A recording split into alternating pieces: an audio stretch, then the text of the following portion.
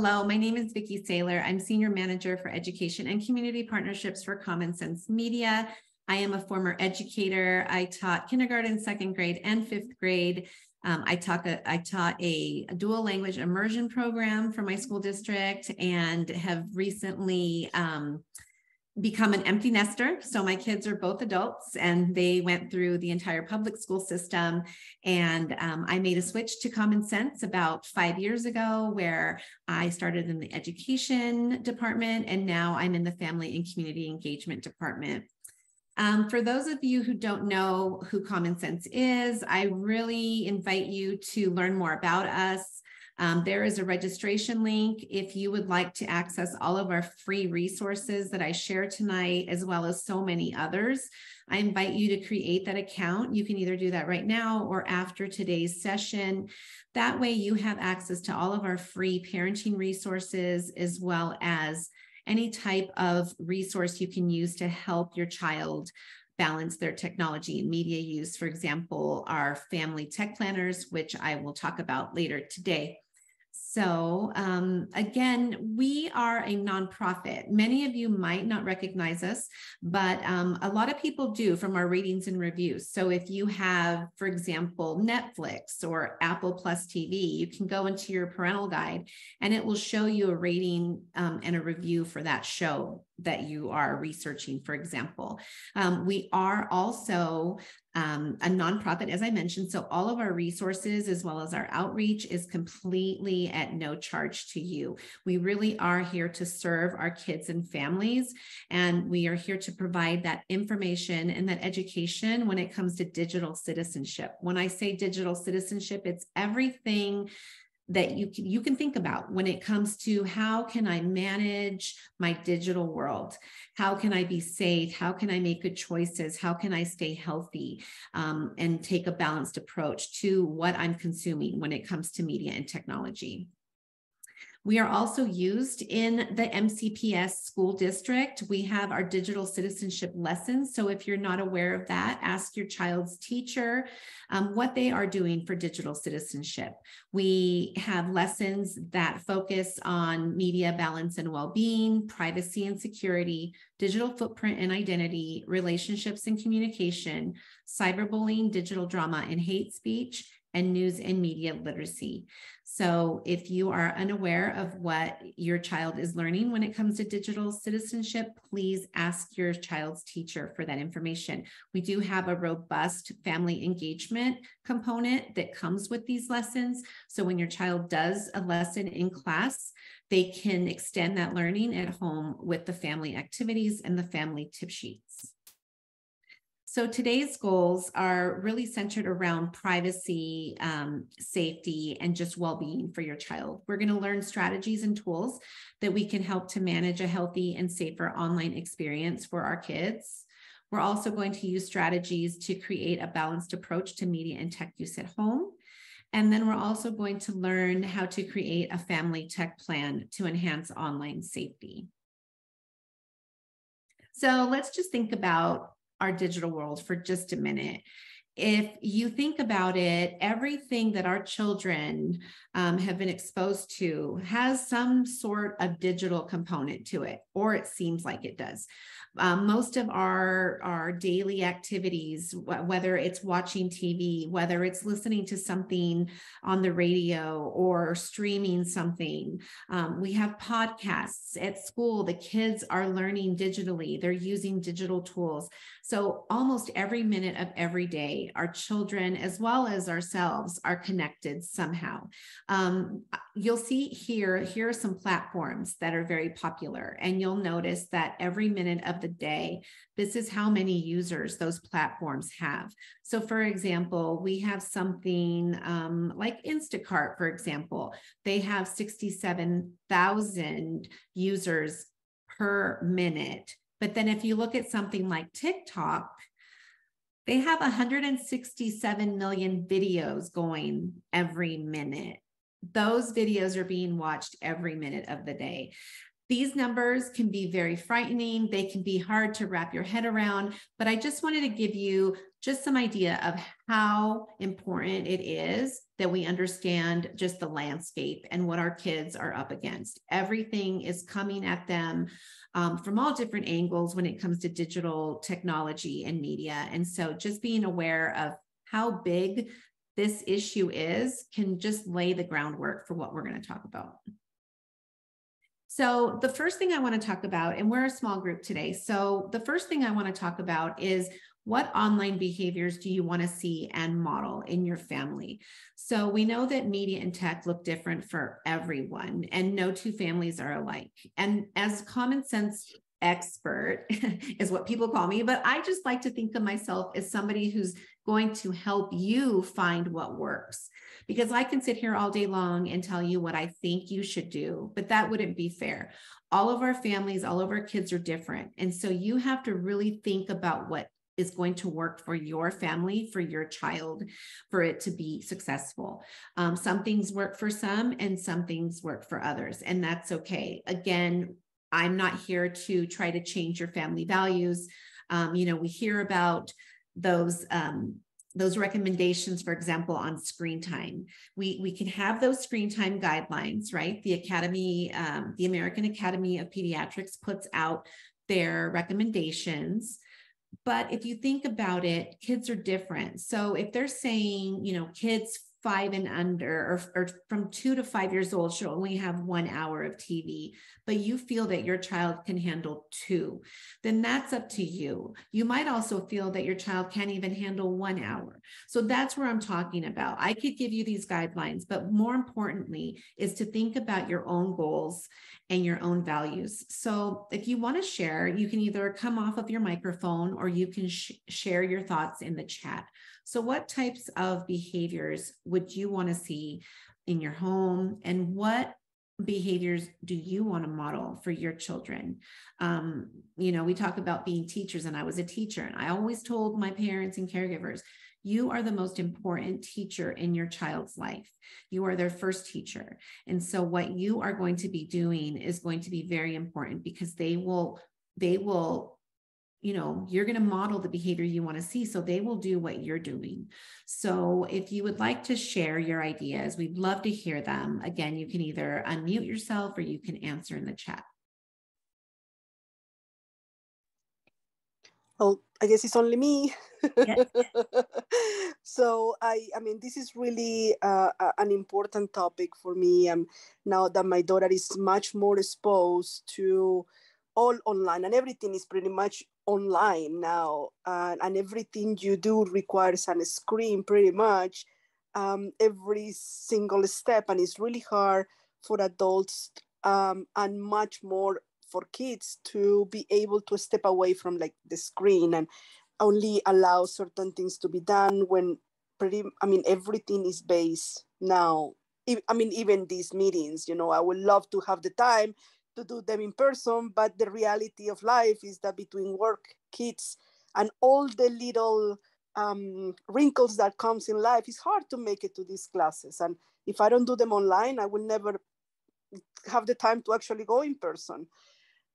So I guess for me, trying to find the balance between how much screen time is okay and having the discipline for my daughter without me bugging her, how she can manage herself to have, just the amount that she needs and for the purposes that she needs, and not be fully connected all the time. I see it's a struggle. It's a struggle. Even though she's only 10, I cannot not imagine how it's going to be when she's 13. Yes, thank you for sharing. And you bring up a very good point. And that's a common concern. How much is too much? And how do I get them to do this on their own? And that's something that we call self-regulating. And that's the same thing when we talk about children who are first developing their social skills or their executive functioning skills, their life skills. It's kind of the same thing. We want them to be able to self-regulate, whether that's learning how to be patient, learning how to calm themselves down, from a temper tantrum, or even when they're little babies, how to be able to self-soothe themselves and go to sleep. It's the same thing with media and tech. That's the goal. We want our kids to learn good habits so that they make these choices on their own. And because they're still developing their minds, they need our guidance. They need our talking about it with them all the time, keeping those lines of communication open. They need to see us modeling the behavior that we also want to see. So for example, if we are always on our phones, if we don't look up when they're talking to us, if they see me binging a Netflix show, they're going to do the same thing. I'm guilty of it. I want the same things my kids do. I do fall. I fall to those tricks, those tech tricks that there are. You know, these platforms want to keep us connected. And there's ways that we can talk to our kids about why it's happening. For example, you know, they have the autoplay on there because they want you to be on there. The phone gives you a red notification because they want you to be connected. We can try to control tech so that it doesn't control us. And it comes with beginning with those conversations, talking about what your family goals are, and then also being a good role model. You know, encourage them to do other activities that don't require a screen. But if they do want to be on a screen, also talk about the different ways we can use media and tech and the different ways that we can engage with it. So if they're only using it for entertainment, that's a red flag. But if they're going to be using it for learning something or to be creative, then encourage that, because there's a lot of learning to be had. For example, I like to cook. And so I might use YouTube or TikTok, right, to see a new recipe. And I'm learning something. My son was really into music. He learned to play the guitar by looking at YouTube videos. So when I would see him on these devices for a long period of time, I had to understand, what is he using it for example. If he was only going to be looking at videos or being on social media or just scrolling, mindlessly scrolling things, then that would be a time for me to, you know, have a different type of conversation. But if I see them using it for learning, if I see something positive coming out of it, I want to celebrate that. But again, to your point, also bring up the conversation on, we need to be balanced. So now what can we do that does not require a screen? What are some other things that you enjoy? So when it comes to that, and I don't know, Cindy, if you wanted to share your thoughts. Yep. So I think it's important to, you know, there's this whole TikTok thing going on right now with, is TikTok good? Is TikTok bad? People saying that if it were not for TikTok, I would not make money, blah, blah, blah, blah. I think there's so much going on right now. As a parent, it's very difficult to discern what is good for your child, what is good for you. My kids are grown, so they're kind of on their own. But I would say, as a parent of a teenager, I think you have to maybe be in touch with reality and find, you know, like, what is TikTok? I mean, some people don't even know. Some people think, okay, TikTok is bad. Is it really 100% bad? I don't think so, but you have to actually take some time to find out what these social media sites are doing. Is Facebook necessarily bad? Is it all bad? Is some of it good? Is Instagram good, bad, whatever? I don't think it's 100%, but you have to actually take the time to find out what those platforms are doing and how your child is using those platforms. Mm-hmm. Yes. I mean, your best line of defense is going to be your parenting skills. We could sit here all day long and give you all this advice, but as a parent, using those same parenting skills that you use for other things in your life that are important to you are going to come in handy the same way, having those conversations and explaining to them. So for example, one family might think TikTok is okay. Another family might think it's not. If you are either way, explain to them why you think that. If you are pro TikTok, for example, say, you know, I noticed that you're using TikTok to connect with your friends or to be creative. That is wonderful. I really like how you're using TikTok. You know, some people use it in very negative ways. And I'm really proud of you for not using bad language and not, being, suggestive with your body language or whatnot. Those are some red flags that you see on TikTok. If for example, the family who is not wanting to incorporate TikTok into their habits, let the kids know, for our family, this is something that we don't want. This is something that we don't believe in. And this is why. We'd rather you focus on this. Find a different app, because kids don't want to be shut out of everything. That can bring on a whole other line of problems if they're feeling excluded or left out. And we'll get more into the different platforms a little later, and maybe even in a follow-up session on social media. But you have to really, as Cindy was saying, get to know the platform, get to know the app, and have those conversations and really align those with your goals and your family values. That's absolutely correct. So we're going to keep going. And when I'm talking about reviewing family values, these are some things that you can think about when you're having those conversations. How long are we going to use technology? And how do we balance it with other things? What type of physical activity are we going to have? How are we going to manage our friendships? Are we going to encourage our friends to have in-person play dates? Are we going to be open to your kids' friends coming over to your house? Are you going to encourage them when they are there together? Instead of everyone looking at their phone, are you going to encourage them to do something else? Sometimes they are looking at their phones and they might be playing a game. And so just really being aware of how they're using it. If they're only on their phones because they are scrolling an inappropriate video, or maybe they're not being very nice to somebody, that's when your parenting skills are going to come into play. When you notice that they're doing something good with technology, praise them. Also, make time for family time. If media and technology are getting in the way of these things, that's something that you probably should talk about with your family. I noticed that we're not doing enough physical activity. I noticed that, you're not seeing your friends in person a lot. We haven't had a family night in a long time. Or I noticed that you don't want to belong to too many clubs at school anymore because you just want to be on your phone, or you just want to be on your computer or tablet. So those are some things that you should review, and not just once, but from time to time, regularly, because things change.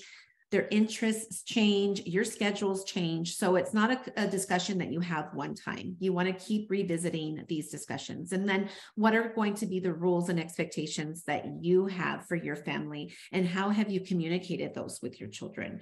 A lot of times we say it one time, we say it very briefly, I'm guilty of it, and it just goes in one ear and out the other ear. And so really making the time to sit down and having these discussions, also making yourself available to answer any questions, and then deciding, what, if any, are there consequences for not following those expectations. So those are some things that you can think about. So with that, the first thing that we want to remind everyone of is when you set up your devices, set them up with safety in mind. A lot of times parents say, my kids know more than I do. I don't know anything about technology. I don't know how to deal with this device. My kids know more than me. Get in there and start learning about the device that you're handing your kids, whether it's a phone, a tablet, a computer. Learn about the applications that they're going to be downloading, learn about the platforms they're going to be visiting. These applications and platforms have their own settings. It's not just the device setting. So the device has its own setting, and then the application or the website also has its own settings. So for example, location sharing. I might put on my phone that I'm not going to share my location, but now I'm on Instagram and I forgot to go into the settings and make sure that I'm not sharing my location.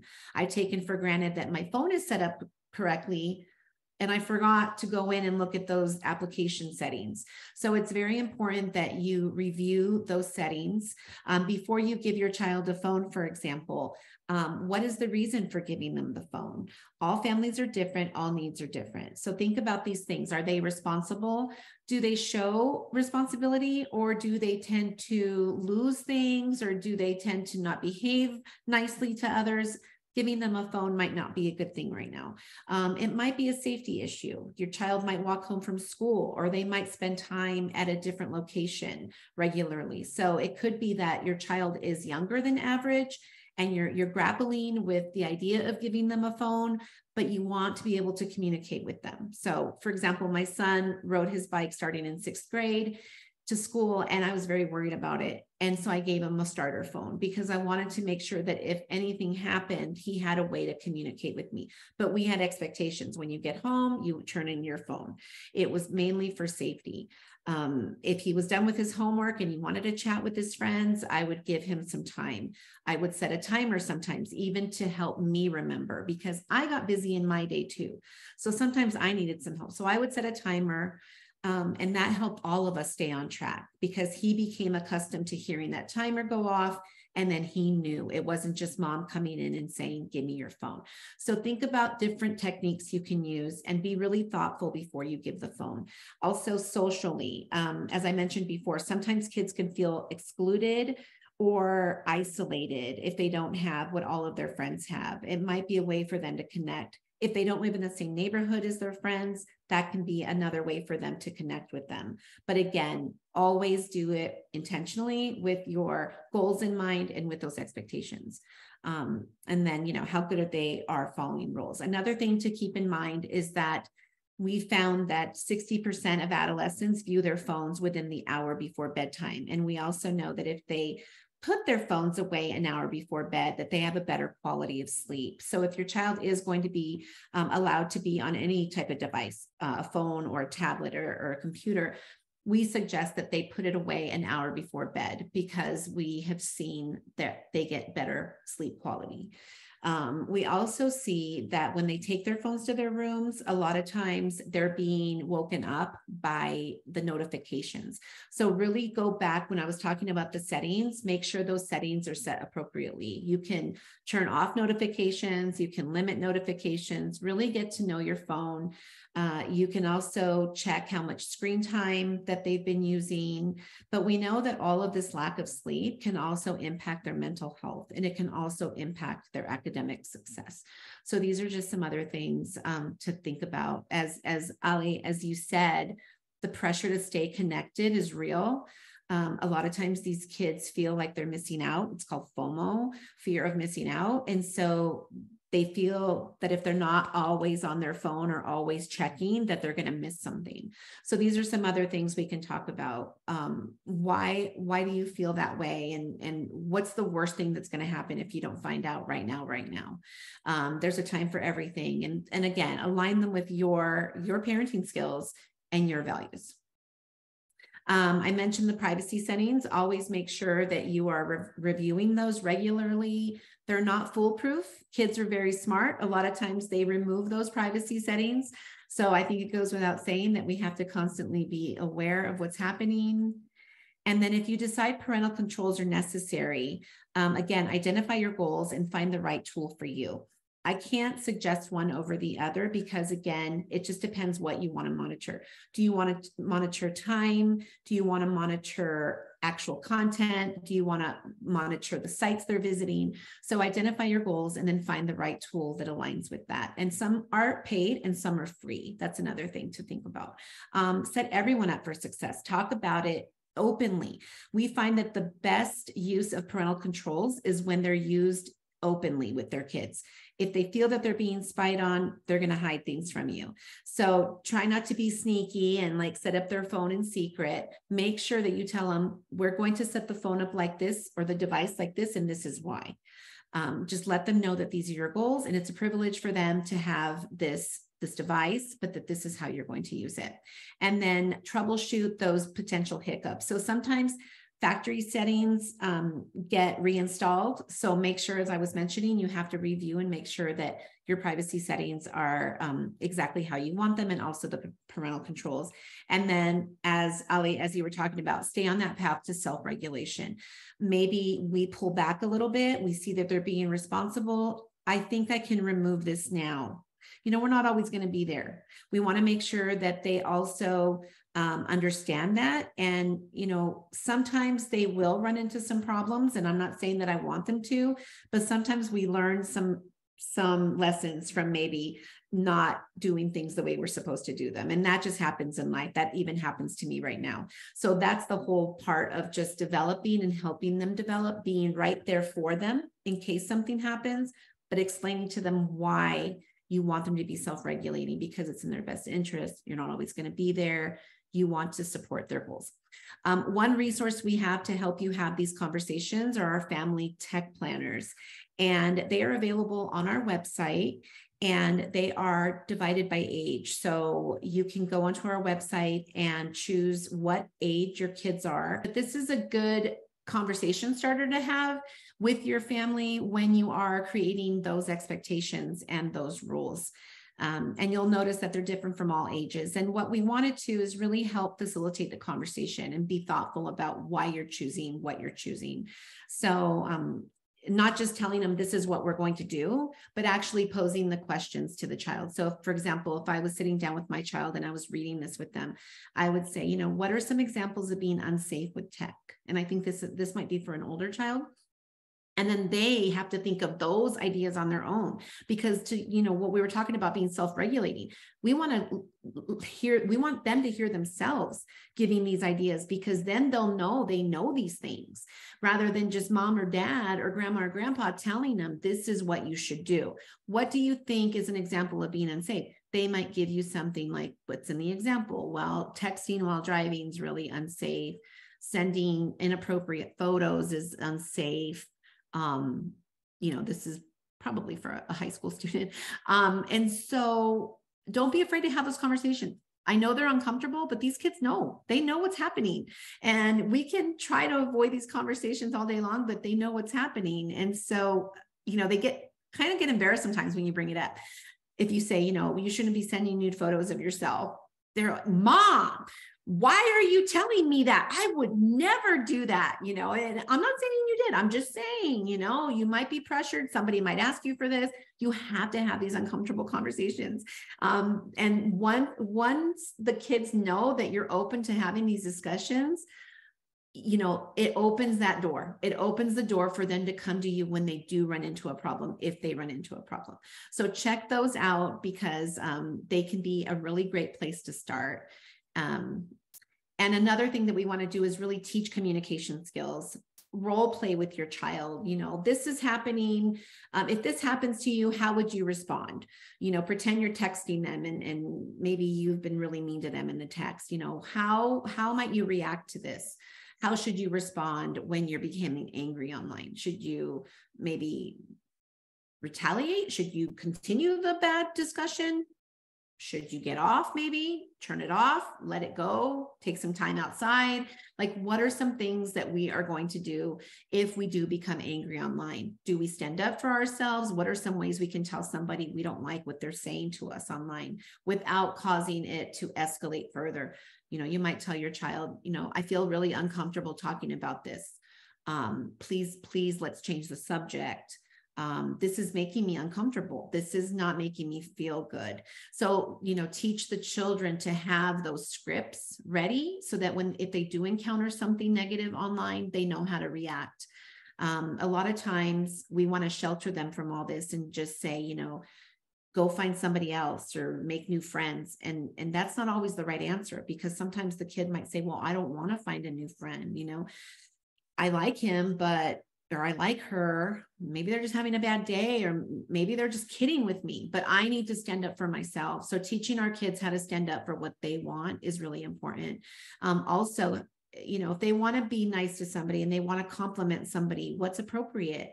You know, what's a good way to show somebody that you appreciate one of their qualities? You know, as they get older, talk to your girls and your boys. Like, how are you going to express yourself when you like what you see? Are you going to say something like, I really think you're beautiful, or gosh, I think you're hot? You know, I mean, like, think about the difference, right? Think about what you want your child to adopt in terms of their language. Think about some ways that they could really respect their own family values as they communicate online. And then what should they do when they see something inappropriate? Sometimes they'll be scrolling, all of a sudden something inappropriate comes up on their screen. They freeze, they don't know what to do. They're afraid to tell mom and dad because they're afraid they'll be accused of being somewhere they shouldn't be. have those conversations, say, I know sometimes these things pop up. I really want you to come to me when something happens. I might not be happy the whole time. I might not be in agreement with where you've been or what you've been, what platform you're on, but I'm here to help you and we'll get through it together. Just again, making sure those lines of communication are open. A lot of times miscommunication can look different, and then for different kids as well. Sometimes they're just doing things subtly. So they're just saying things like, well, this and this happened and there's so much drama and I don't know, so much drama, like you're calling somebody dramatic, basically. And so if that person finds out, then, rumors can get started. And then there can be some trouble with online communication. Also ignoring comments. Sometimes the kids call it ghosting. It's not a nice behavior to have. And so teaching our kids not to do things that they wouldn't want done to themselves. It's okay to not want to talk to somebody, but maybe you just teach them to say, I don't want to talk right now, or let's talk later. But instead of just the ignoring, because that can escalate problems for them. And then that could lead to more problems. Well, you didn't answer my text and you were ghosting me. Teaching your child to really stand up for themselves and just saying it in a nice and, cordial way. I don't feel like talking right now, or I need to do this later, or even making an excuse up. My mom and dad need me right now. I need to go do my homework. Give them some kind of script, because a lot of times we don't tell them, that there is a way out. And so they just freeze. And then that could lead to more drama. And then, or it could be reading too much into a message. Sometimes you can't hear the tone of a person. So your child might be upset because they think that their friend has been mean to them. Talk to them and say, maybe you're not reading their tone correctly. And then letting them know that the door is open for them to share that with you and get your opinion, or share it with somebody else that they trust to get their opinion. And that way they don't feel so bad, because it might just be a misunderstanding. It might just be that this person's a very short texter and it gets lost in communication because there's no tone. I'm going to keep speeding it up because we're running out of time.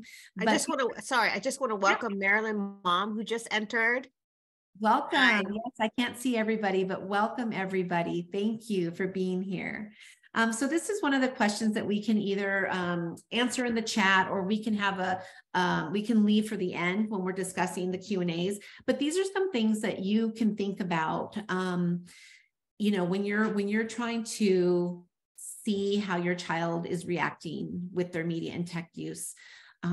If they have their phone and they're already being social, do they ever seem upset after reading a text or social media message? Be cognizant of their behavior while they're using media and tech, and ask them how they're feeling, or pay notice to their feelings, because we know that there's a lot of mental health issues going on right now. And we're doing a lot of research for that. We're actually going into our research this year about it. And we're doing more research because we need to try to find out what came first, right? Was it mental health came first and they're not successful on digital media? Or was the digital media causing these mental health issues? It could be a little of both. It could be more or less of one or the other. So that's what we want to figure out. What we do know for sure is we know that kids that are already feeling vulnerable usually have a worse time on digital, like on social settings with their digital media. So if your child is already struggling with some emotional issues or mental health issues, maybe being online is not the best place for them. But these are some conversations you can have with your partner, and really try to assess what your child is feeling like. And don't be afraid to ask them how you're feeling and what can you do if you need support. Sometimes kids don't want to talk to us, right? They don't want to talk to parents, but let them know if you're ever feeling this way, or something ever makes you feel upset on social media, or somebody's doing something to you, let's say cyberbullying or whatnot, and you cannot bring yourself to talk to me, please go get help. Talk to a counselor, a teacher, another family member, maybe an auntie or an uncle or grandmother, somebody, right? So another trusted adult, because kids are going to need help when these things happen, and they shouldn't be doing it alone.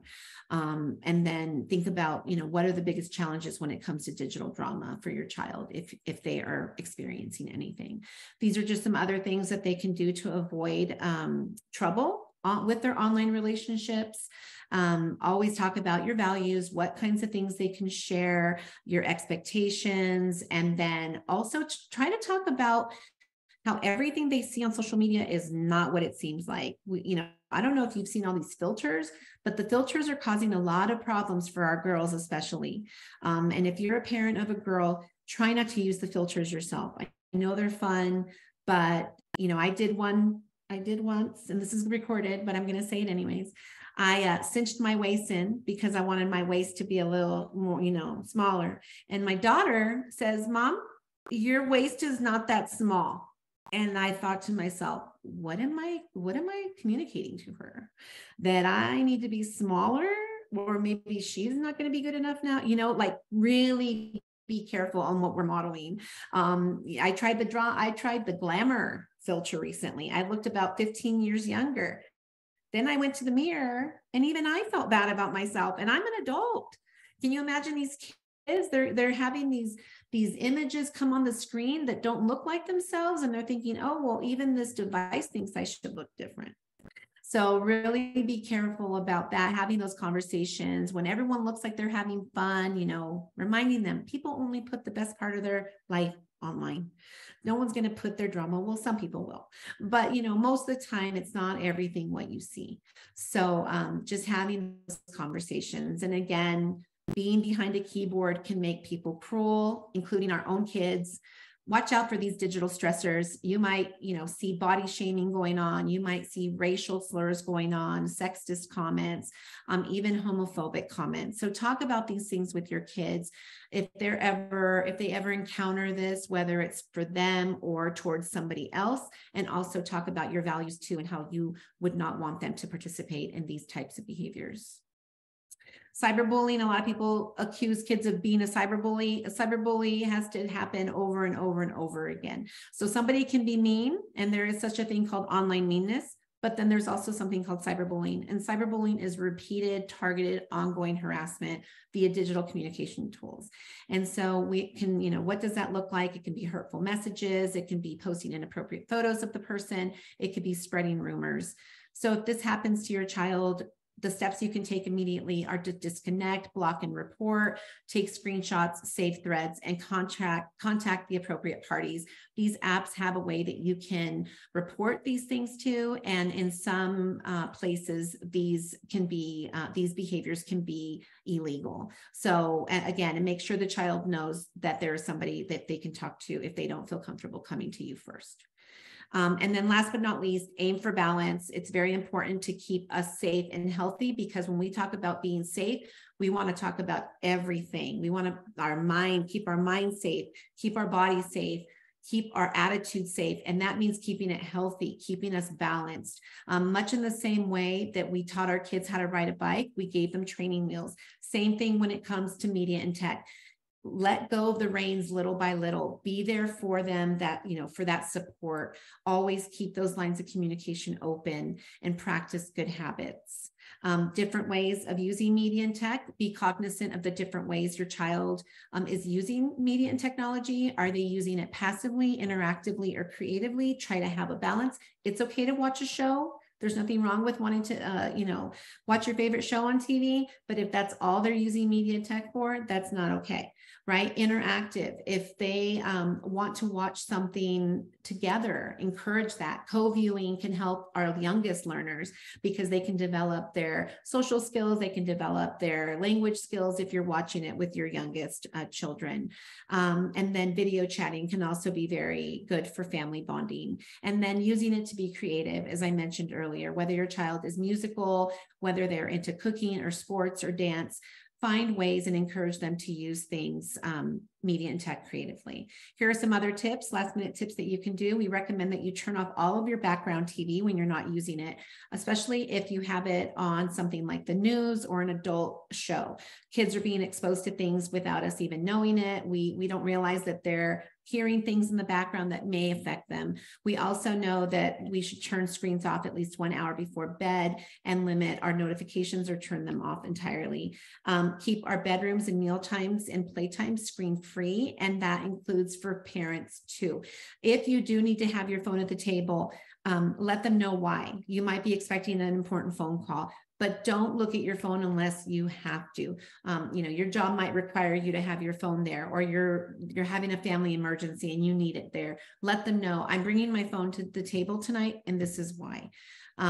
Because kids are going to want that open communication with them, but really look at them, model the behavior you want to see. A lot of times we get mad because our kids are just looking at their phone when we're talking to them.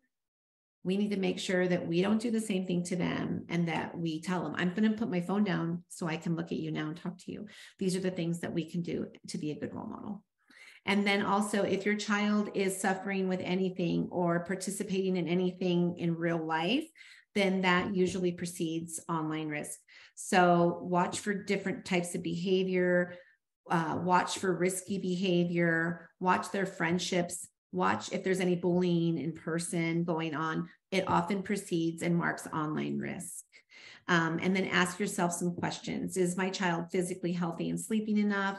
Are they connecting socially with friends and family? Are they engaging with activities at school and achieving in their academics?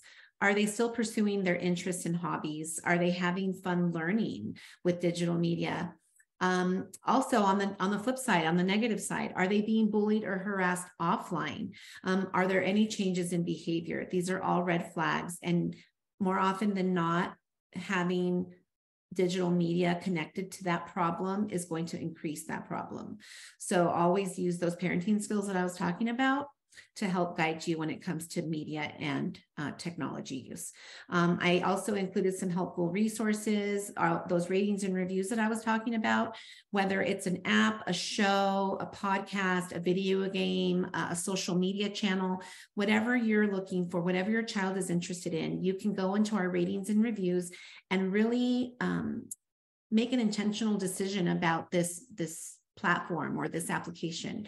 We even have it on books. So if your child really wants to consume any of these resources, you'll have a place where you can check, and we rate it on different things like foul language, violence, nudity, sex, drugs, alcohol, all of those things. We've even included the race and representation rating, because we know that kids need to see themselves represented positively in the media that they consume.